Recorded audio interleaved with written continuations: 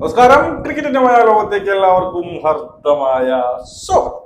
അപ്പോ മറ്റന്നാ നടക്കാൻ പോകുന്ന കളി നമുക്കറിയാലോ. വേൾഡ് കപ്പ് എന്ന് കേൾക്കുമ്പോൾ ഏറ്റവും കൂടുതൽ ആൾക്കാർ കണ്ണും നട്ടിരിക്കുന്ന ഒരു കളി മറ്റൊന്നുമല്ല, ഇന്ത്യയും പാകിസ്ഥാനുമായിട്ടുള്ള കളിയാണ്. അതിനെ കുറിച്ചാണ് ഇന്ന് സംസാരിക്കാനുള്ളത്.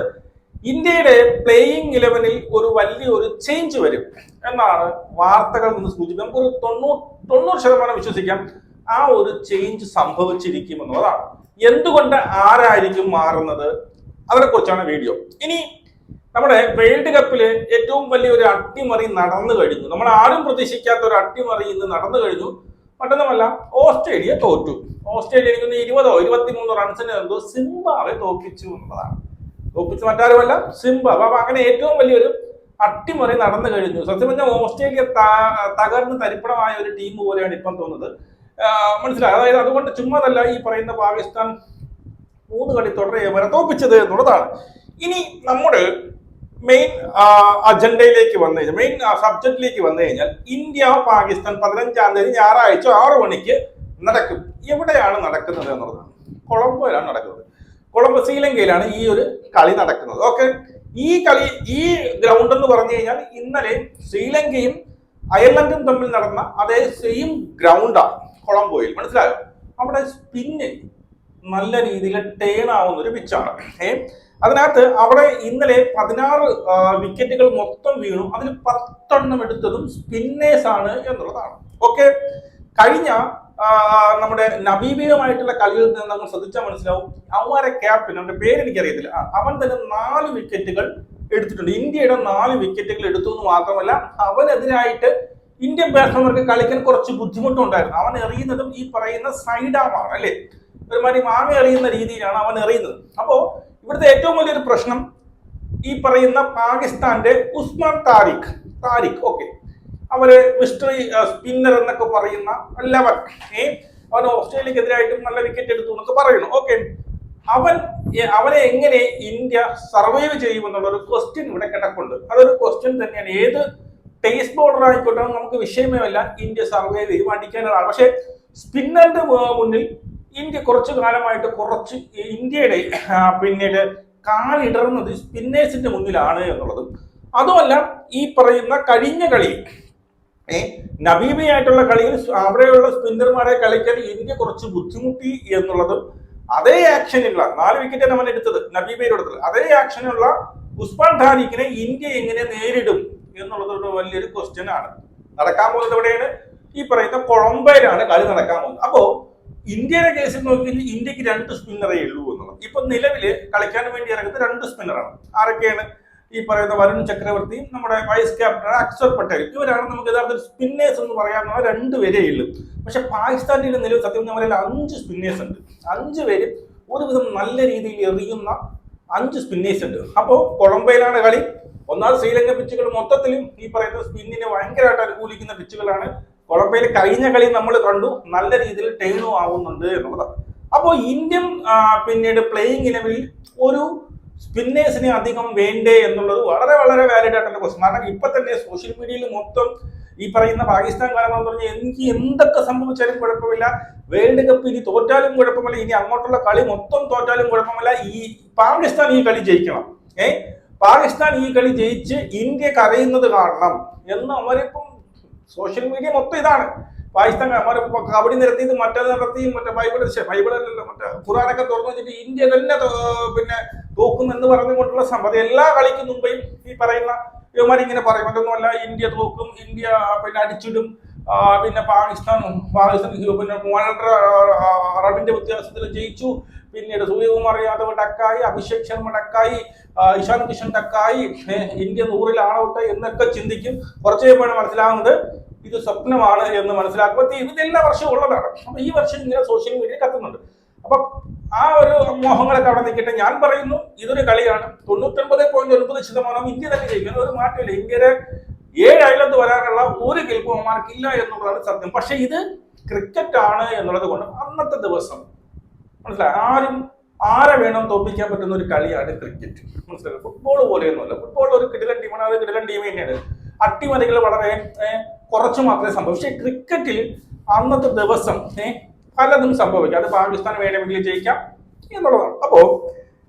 അപ്പോ ഞാൻ പറഞ്ഞു വരുന്നത്, ഈ കൊളംബിയയിൽ വരുമ്പോൾ ഇന്ത്യ കഴിഞ്ഞ കളി നമുക്ക് മനസ്സിലാക്കി കഴിഞ്ഞു. കഴിഞ്ഞ കളി അതായത് ഈ പറയുന്ന നബീബിയുമായിട്ടുള്ള കളിയിൽ ഇന്ത്യ 200 റൺസ് അടിച്ചു. ഓക്കെ, എന്നിട്ട് നബീബിക്കെതിരായിട്ട് ഇന്ത്യ ബൗൾ ചെയ്യാൻ വന്നപ്പോൾ ആദ്യം എറിഞ്ഞത് ആരാണ്? ഈ പറയുന്ന യവനെ കൊണ്ട് ആദ്യം എറിയിപ്പിച്ചത് ആരാണ്? നമ്മുടെ ഹാർദിക് പാണ്ഡ്യയെ കൊണ്ട് ആദ്യം എറിയിപ്പിക്കുന്നു. മനസ്സിലായോ? ഹാർദിക് പാണ്ഡ്യയെ കൊണ്ട് ആദ്യം എറിയിക്കുന്നു. അതിനുശേഷമാണ് നമ്മുടെ ഹർഷദീപ് സിംഗിനെ കൊണ്ട് എറിയിപ്പിക്കുന്നത്. ഓക്കെ, അതിൻ്റെ ഇടയിൽ നമ്മൾ ശ്രദ്ധിക്കാനുള്ള മറ്റൊരു കേസ്, ഈ പവർ പ്ലേയിൽ തന്നെ ഈ നമ്മുടെ ശുഭം ദുബെ കൊണ്ടും ഇന്ത്യ ബൗൾ ചെയ്യിപ്പിക്കുന്നുണ്ട് എന്നുള്ളതാണ്. എന്നിട്ട് പിന്നീട് നമ്മുടെ ഹാർദിക് പാണ്ഡ്യയെ കൊണ്ട് ആദ്യം എറിയിപ്പിക്കുന്നു. അവിടെ നിന്ന് പിന്നെ ഹർഷദീപ് സിംഗ് പിന്നെ എന്ത് ചെയ്യുന്നു? പവർ പ്ലേയിൽ എറിയുന്നു. പക്ഷെ അവിടെ എന്ത് ചെയ്യുന്നു? ഈ ഒരു പവർ പ്ലേയിൽ തന്നെ ശുഭം ദുബെ കൊണ്ടുവരും. ഇതിന്റെയൊക്കെ സൂചന നൽകുന്നത് മിക്കവാറും ഹർഷദീപ് സിംഗ് കയറിയിരിക്കേണ്ട ഒരു അവസ്ഥയിലാണ്. ഹർഷദീപ് സിംഗിന് പകരം നമ്മുടെ കുൽദീപ് യാദവ് ടീമിൽ വരും എന്നുള്ളതാണ് ഇപ്പോഴും വരുന്ന വാർത്ത. ഒരു തരത്തിൽ അതൊരു നല്ലൊരു മൂവ്മെന്റ് ആണെന്ന് എനിക്ക് പറയേണ്ടത്. നല്ലൊരു നല്ലൊരു സാധനമാണ്. കാരണം ഈ പറയുന്ന മാച്ച് എവിടെയാണെന്ന് നോക്കണം. കൊളംബോയിലാണ് മാച്ച് കിടക്കുന്നത്. നമുക്കറിയാം ഇന്ത്യ എപ്പോഴും ഈ പറയുന്ന കുറച്ച് പ്രശ്നമുണ്ടാവുന്നത് സ്പിന്നേഴ്സിനാണ്. അവന്മാരിൽ 5 സ്പിന്നർ ഉണ്ട്. നല്ല ടേൺ ചെയ്യുന്ന പിച്ചിൽ ആ കൊളംബോയിൽ ഇന്ത്യക്ക് കുൽദീപ് യാദവിനെ പോലെ നല്ലൊരു സ്പിന്നർ അത്യാവശ്യമാണ്. മനസ്സിലായോ? കുൽദീപ് യാദവിനെ പോലും അല്ലാന്നുണ്ടെങ്കിൽ എന്ത് ചെയ്യണമെന്ന് അറിയാമോ? അല്ലാന്നുണ്ടെങ്കിൽ ഈ ഹർഷദീപ് സിംഗിനെ നിലനിർത്തണമെങ്കിൽ നമ്മളൊരു ബാറ്റ്സ്മാനെ കളയേണ്ടി വരും. അല്ലെങ്കിൽ ഈ പറയുന്ന ആരാണ് റിങ്കു സിംഗിനെയോ ആരെയൊക്കെ എടുത്ത് കളയേണ്ടതായിട്ട് വരും. അതൊരിക്കലും പാടില്ല. 8 ബാറ്റ്സ്മാൻമാരെന്ന് പറഞ്ഞാൽ അതൊക്കെ ഒരു ഇതാണ്. അപ്പോ നമുക്ക് തോന്നുന്നത് അതിനുള്ള പ്രിപ്പറേഷൻ ആയിരുന്നു ഈ പറയുന്ന ശുഭം ദുബെ ഉൾപ്പെടെ എന്ത് ചെയ്തത്? ഈ പവർ പ്ലേയിൽ കൊണ്ട് ഇന്ത്യ ബൗൾ ചെയ്യിപ്പിച്ചത് അതിനുള്ള നീക്കമായിരുന്നു എന്നുള്ളതാണ്. മനസ്സിലായോ? അതിനുള്ള നീക്കമായിരിക്കാം. അതായത് നമുക്കൊരു പ്രശ്നം എന്ന് വെച്ച് കഴിഞ്ഞാൽ, ഈ പറയുന്ന ഹർഷദീപ് സിംഗിനെ എടുത്ത് മാറ്റുമെന്ന് വെച്ച് കഴിഞ്ഞു. ഹർഷദീപ് സിംഗിനെ എടുത്ത് മാറ്റുമ്പോൾ ഈ എന്താണ് നമ്മുടെ ഇവിടെ പവർ പ്ലേയില് ഒന്ന് നമ്മൾ ആരറിയും? നമ്മുടെ ഹാർദിക് പാണ്ഡ്യ അറിയും.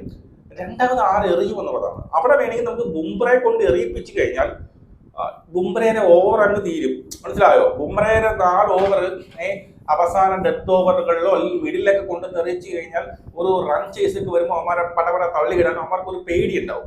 അപ്പോൾ ഓപ്പണിംഗ് അല്ലെങ്കിൽ ഫസ്റ്റ് സ്പെല്ല് അല്ലെങ്കിൽ ഈ പറയുന്ന പവർ പ്ലേയില് ബുംറയെ കൊണ്ട് എറിഞ്ഞു കഴിഞ്ഞാൽ ബുംറയുടെ ഓവർ അവിടെ തീരുമെന്നുള്ളതാണ്. അതുകൊണ്ട് ബുംറയെ എപ്പോഴും എനിക്ക് തോന്നുന്നു ഇവര് മാറ്റി വെക്കാനാണ് പിന്നീട് സാധ്യത. അതായത് ബുംറ എപ്പോഴും ഒരു 10 ഓവറിന് ശേഷം ബുംറയെ കൊണ്ടുവരാമെന്നുള്ള രീതിയിൽ. ചിലപ്പോ ഇവർക്ക് വേണമെങ്കിൽ എന്ത് ചെയ്യാം? ആദ്യം ഈ പറയുന്ന ഹാർദിക് പാണ്ഡ്യയെ കൊണ്ട് എറിയിപ്പിച്ചിട്ട് ബുംറയെ കൊണ്ട് 1 ഓവർ എറിയിപ്പിച്ചിട്ട് അതിനുശേഷം ഈ പറയുന്ന വരുൺ ചക്രവർത്തി പവർ പ്ലേയിൽ എറിഞ്ഞ പണ്ടൊക്കെ വരുൺ ചക്രവർത്തി ചുമ്മാ പവർ പ്ലേയിൽ എറിയുമായിരുന്നു. അക്ഷർ പട്ടേലും എറിയുമായിരുന്നു. അക്ഷർ പട്ടേലിനെ കൊണ്ട് എറിയിപ്പിച്ച് പവർ പ്ലേ തീർക്കാമെന്നുള്ളതാണ്. പക്ഷെ അടി വീഴും എന്നുള്ളതാണ്. വിക്കറ്റ് പോലെയും നല്ല അടി വീഴും. ഇതിന്റെ വേറൊരു പ്രശ്നം എന്ന് വെച്ച് കഴിഞ്ഞാൽ ഹർഷദീപ് സിംഗ് എപ്പോഴും ഒരു 99% പിന്നെ കളികളിൽ അവൻ പവർ പ്ലേയിൽ വിക്കറ്റ് എടുക്കും എന്നുള്ളത് ഒരു വലിയൊരു നമുക്ക് നോക്കേണ്ട ഒരു ആവശ്യമാണ്, അല്ലെ? നമ്മൾ ശ്രദ്ധിക്കേണ്ട ഒരു കാര്യമാണ്.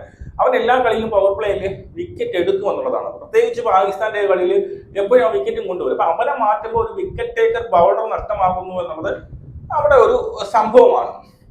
അല്ലാന്നുണ്ടെങ്കിൽ എന്ത് ചെയ്യണമെന്ന് പറയുമ്പോൾ ഈ പറയുന്ന നമ്മുടെ റിങ്കു സിംഗിനെ മാറ്റിയിട്ട് അവിടെ നമുക്കൊരു അഭിഷേക് ഈ പറയുന്ന ആരാണ് നമ്മുടെ കുൽദീപ് യാദവിനെ കൊണ്ടുവരരുത്. എന്തായാലും ആരെ മാറ്റില്ല, ഒന്നീ ഈ പറയുന്ന റിങ്കു സിംഗ് അല്ലെങ്കിൽ വേറെ ഹർഷദീപ് സിംഗ്. വേറെ ആരെയും മാറ്റാനില്ലടെ അവിടെ. വേറെ ആരെയും നമുക്ക് അവിടെ മാറ്റാനില്ല എന്നുള്ളതാണ്. കാരണം ശിവൻ ദുബെ മാറ്റാൻ പറ്റില്ല, ഓൾറൗണ്ടറാണ്. ഹാർദിക് പാണ്ഡ്യയൊക്കെ മാറ്റി ചിന്തിക്കേ വേണ്ട. അപ്പോ അങ്ങനെ വരുമ്പോൾ ഒന്നുകിൽ ഹർഷദീപ് സിംഗ് അല്ലാന്നുണ്ടെങ്കിൽ ഈ പറയുന്ന റിങ്കു സിംഗ്, ഈ 2 പേരിലെ ഒരാളെ മാറ്റിക്കൊണ്ട് ഈ നമ്മുടെ കുൽദീപിനെ ടീമിൽ എടുക്കാതിരുന്നത് വലിയൊരു നഷ്ടമാകുമെന്നാണ് എൻ്റെ അഭിപ്രായം. അതുമല്ല മറ്റൊരു സ്പിന്നർ ഇരിപ്പുണ്ട്, വാഷിംഗ്ടൺ സുന്ദർ. അവനെ എടുക്കാതിരിക്കുന്നതായിരിക്കും നല്ലത്. അല്ലെങ്കിൽ ചിലപ്പോൾ ഇവർ ഇങ്ങനെ ചിന്തിക്കും, വേണമെങ്കിൽ ഇപ്പം ആരെ മാറ്റിക്കൊണ്ട് നമ്മുടെ റിങ്കു സിംഗിനെ മാറ്റുമ്പോൾ ഒരു ബാറ്റ്സ്മാൻ നഷ്ടപ്പെടില്ലേ, അവിടെ വേണമെങ്കിൽ നമുക്ക് ആരെ കൊണ്ടുവരാം, ഈ വാഷിംഗ്ടൺ സുന്ദറിനെ കൊണ്ടുവരും എന്നൊരു തീരുമാനിച്ചു കഴിഞ്ഞാൽ അതൊരു അബദ്ധമാണ്. വാഷിംഗ്ടൺ സുന്ദർ ബാറ്റിങ്ങിൽ എനിക്ക് വലിയ 2020 എനിക്ക് വലിയ ഇതൊന്നുമില്ല. പിന്നെ സ്പിന്നർ എന്നുള്ളതില്ല, അവരുടെ എത്ര ലെഫ്റ്റ് ഹാൻഡ് ബാറ്റ്സ്മാൻ കൊണ്ട് എനിക്ക് തോന്നുന്നില്ല. ചിലപ്പോൾ യുവർ അങ്ങനെയും ചെയ്യും, മനസ്സിലായോ? ചിലപ്പം ഈ പറയുന്ന ആരെ മാറ്റിയിട്ട് ഈ റിങ്കു സിംഗിനെ മാറ്റിക്കൊണ്ട് അവിടെ നമ്മുടെ വാഷിംഗ്ടൺ സുന്ദറിനെ കൊണ്ട്. പക്ഷെ എൻ്റെ ഒരു അഭിപ്രായത്തില് സ്പിന്നർ എന്ന് പറയുന്നത് ഈ പറയുന്ന കുൽദീപിന് പറ്റില്ലാന്ന് ആരുമില്ല. മനസ്സിലാകും. കുൽദീപിനെ തന്നെ കൊണ്ടുവരണം, ഏത് രീതിയിൽ നമുക്ക് കളി ജയിക്കണം എന്നുള്ളതാണ്. അപ്പൊ നിങ്ങളുടെ അഭിപ്രായം നിങ്ങൾ കമന്റായി രേഖപ്പെടുത്തു. എന്ത് മാറ്റമായിരിക്കും വരുന്നത്? കുൽദീപിനെ ടീമിൽ എടുക്കണോ, അർഷദീപ് സിംഗിനെ മാറ്റിയിട്ടെടുക്കും? എന്തായാലും ഒരു സ്പിന്നർ ഉണ്ടാവും എന്നുള്ളതാണ് എനിക്ക് തോന്നുന്നത് കേട്ടോ. ഒരു സ്പിന്നർ വേണം. അപ്പൊ കുൽദീപിന് പകരം ആര് മാറേണ്ടതായിട്ട് വരും? കുൽദീപിനെ എടുക്കണോ അതോ ഈ പറയുന്ന വാഷിംഗ്ടൺ സുന്ദറിന്റെ ടീമിൽ എടുക്കണോ? നിങ്ങളുടെ കമന്റ് നമുക്ക് എടുക്കണം. ജയ് ഹിന്ദ്.